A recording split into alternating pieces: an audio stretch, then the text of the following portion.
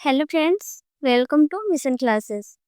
हम लोग बिहार समग्र रिवीजन को कंटिन्यू करते हुए नेक्स्ट टॉपिक पे आ रहे हैं। और आज का हमारा टॉपिक होने वाला है वो है बिहार में भूमिगत संगठन। क्या था बिहार में भूमिगत संगठन, क्या हुआ था, इसके बारे में पूरी जानकारी लेंगे इसमें।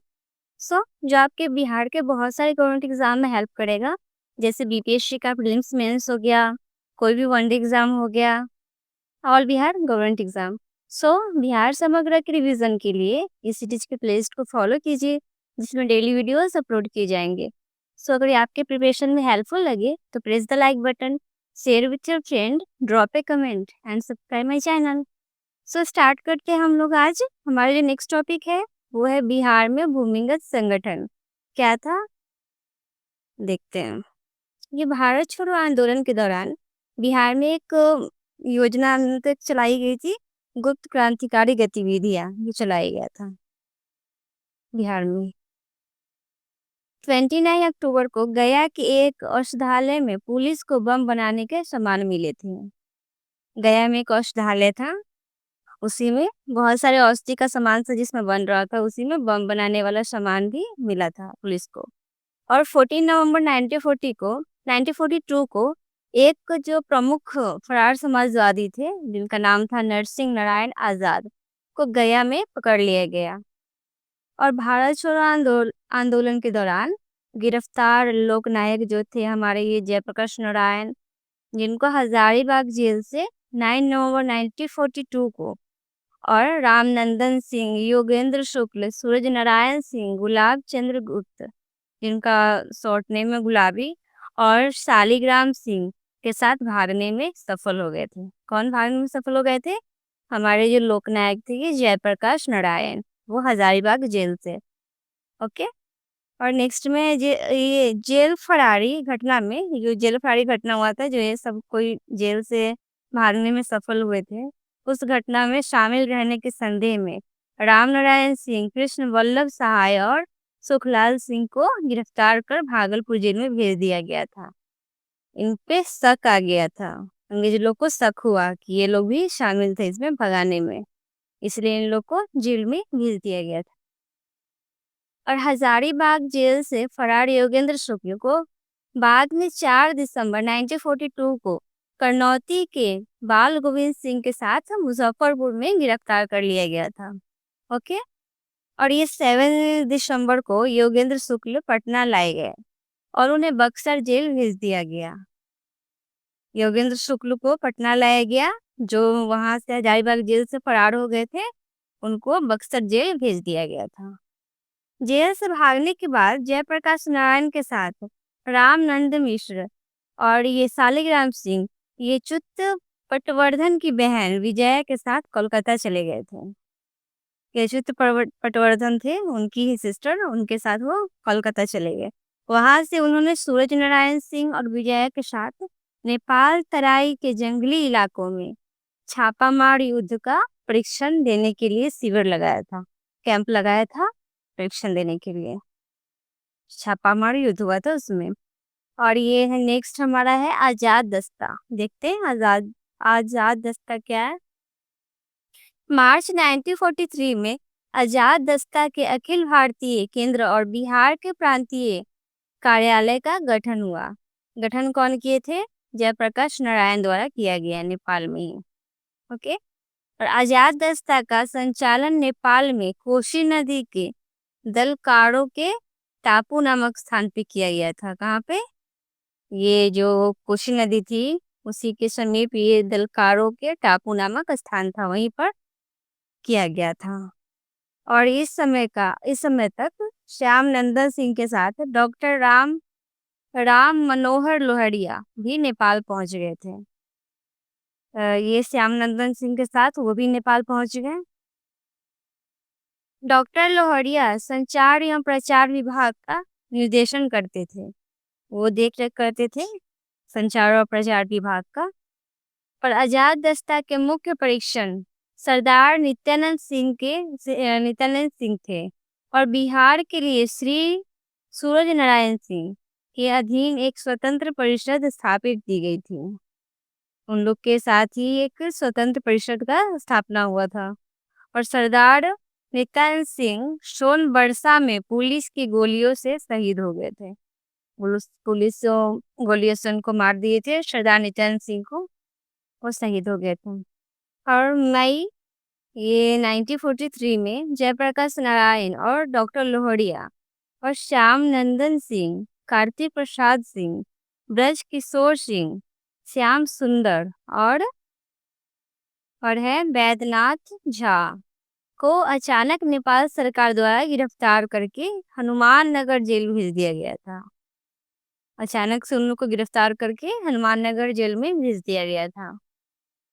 सरदार नित्यानंद सिंह और सूर्य नारायण सिंह के नेतृत्व में क्रांतिकारी एक जत्था हनुमान नगर जेल से जयप्रकाश नारायण और कुछ अन्य बंदियों को छुड़ा लिया था।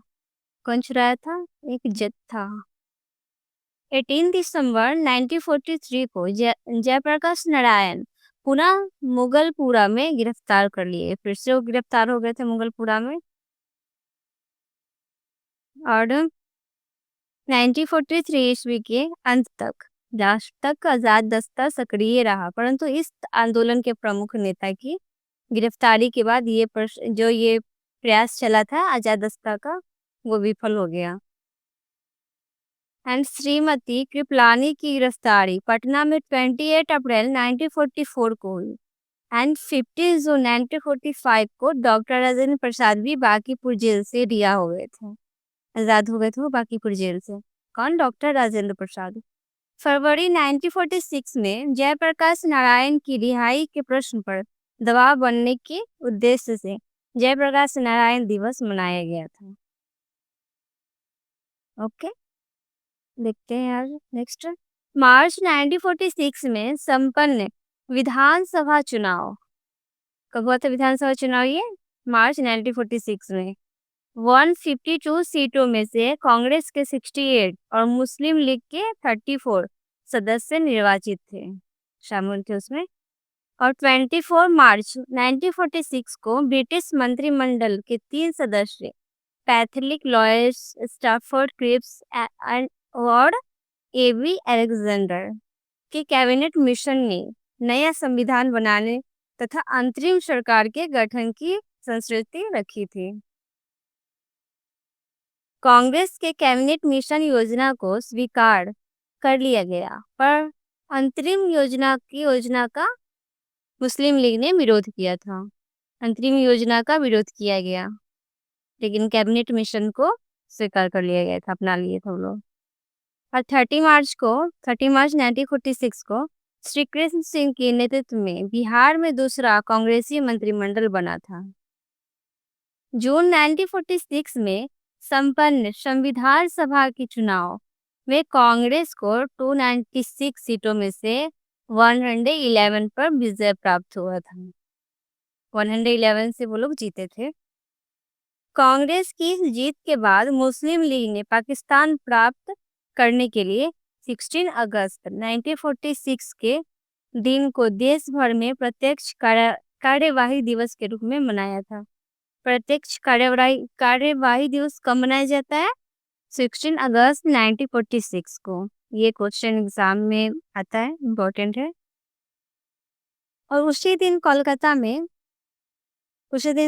में ये जो भयंकर सांप्रदायिक दंगे शुरू हो गए थे, जिनका दुखद अंत पूर्वी बंगाल में ढाका, नोआखली और त्रिपुरा जिलों में हिंदुओं की बड़े पैमाने पर हत्या की गई थी और लूटपाट भी हुआ था। पूर्वी बंगाल की प्रतिक्रिया बिहार में भी हुई। 1946 के अंत में प्रांत के कई स्थानों पर सांप्रदायिक दंगे भड़क उठे थे। इस सांप्रदायिक दंगे का व्यापक प्रभाव कहाँ पे पड़ा था? छपरा में, पटना में, बिहार शरीफ, जहानाबाद, बांका आदि शहरों पर पड़ा था। मार्च 1947 में गांधी जी सांप्रदायिक दंगों के बाद बिहार में शांति और सद्भावना का संदेश देने के उद्देश्य से फिर बिहार आए थे। 1947 में गांधी जी फिर से बिहार आए थे शांति का संदेश देने। एंड 9 दिसंबर 1946 को स्वतंत्र भारत की संविधान निर्माण के लिए संविधान सभा की प्रथम बैठक संविधान सभा का जो प्रथम बैठक फर्स्ट बैठक था वो सच्चिदानंद सिन्हा की अध्यक्षता में संपन्न हुआ था। अध्यक्ष कौन बने थे? सच्चिदानंद सिन्हा। बाद में संविधान सभा के स्थायी अध्यक्ष डॉक्टर राजेंद्र प्रसाद बने थे। 15 अगस्त 1947 को भारत को स्वतंत्रता दिलाने में मतलब स्वतंत्रता मिलने के बाद बिहार में प्रथम स्वतंत्रता दिवस बड़े उत्सव से मनाया गया था। कब? 15 अगस्त 1947 को। जयराम जयराम दौलत राम बिहार के प्रथम राज्यपाल बने थे और डॉक्टर श्री कृष्ण बिहार के प्रथम मुख्यमंत्री के रूप में 15 अगस्त 1947 को पदभार ग्रहण किए थे। उसी दिन राज्यपाल ने 1942 की क्रांति में पटना सचिवालय गोलीकांड में शहीद छात्रों की स्मृति में पटना में बनाए जाने वाले शहीद स्मारक की आधारशिला रखी थी। जो ये सचिवालय गोलीकांड हुआ था पटना में, जिसमें बहुत सारे छात्र 7 छात्र मारे गए थे, उन्हीं के लिए स्मारक बनाया गया। देखते हुए पटना गांधी मैदान का नामकरण कैसे हुआ था इसके बारे में। 30 जनवरी 1948 को गोडसे ने दिल्ली स्थित बिरला हाउस में गांधी जी की हत्या कर दी। कब हत्या हुई उनकी? 30 जनवरी 1948 को गोडसे ने बिरला हाउस में गांधी जी की हत्या की। इससे गांधी जी के प्रति पूरे देश बिहार में शोक की लहर फैल गई। सत्य और अहिंसा के पुजारी गांधी जी की मिसाल छवि लोगों ने दिलो दिमाग में बैठ गई थी। उसी वर्ष गांधी जी के सम्मान में 15 अगस्त 1948 को स्वतंत्रता की पहली वर्षगांठ के समारोह के लिए बिहार सरकार के शासकीय आदेश में छपे अधिकारी निमंत्रण पत्र में मतलब जो निमंत्रण पत्र मिला था उसमें पहली बार गांधी मैदान में इस्तेमाल किया गया था। ये पटना प्रशासन द्वारा जारी किए गए ये निमंत्रण पत्र में लिखा गया था। क्या लिखा गया था? जिला अधिकारी पटना आग्रह करते हैं कि दीवान बहादुर राधाकृष्ण जलाल 15 अगस्त रविवार सुबह 9 बजे गांधी मैदान बांकीपुर में उपस्थित होकर अनुग्रहित करें। ये लिखा हुआ था किसमें? निमंत्रण पत्र में। अब जब बिहार में ये सेना, पुलिस और होम गार्ड की संयुक्त परेड भी शामिल किए गए। अभिलेखीय दस्तावेजों के अनुसार अंडाकार आकार से इस मैदान को गांधी मैदान के नाम से जाना लगा। मतलब उस टाइम से इसको जान गए सब कि अंडाकार आकार से इस मैदान को। यह मैदान आजादी के बाद से राज्य में स्वतंत्र दिवस समारोह का स्थान बन गया था। पहले इसे बांकीपुर मैदान या पटना लॉ कहा जाता था। यहाँ स्मरणीय और स्वतंत्रता आंदोलन के दौरान गांधी जी ने इस मैदान में कई बार सभा का सम्मेलन भी किया था।